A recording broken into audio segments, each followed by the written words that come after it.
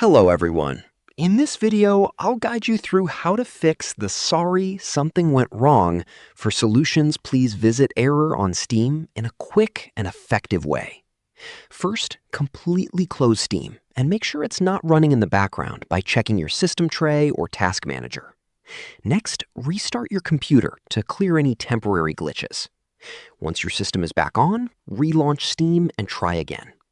If the error still appears, check your internet connection and switch networks if possible, since this issue can be network related. You can also try clearing Steam's cache by going to Settings, then Downloads, and selecting Clear Download Cache, which will restart the app. Another fix is to disable any VPN or proxy you're using, as it may interfere with Steam servers. Finally, make sure Steam is fully updated.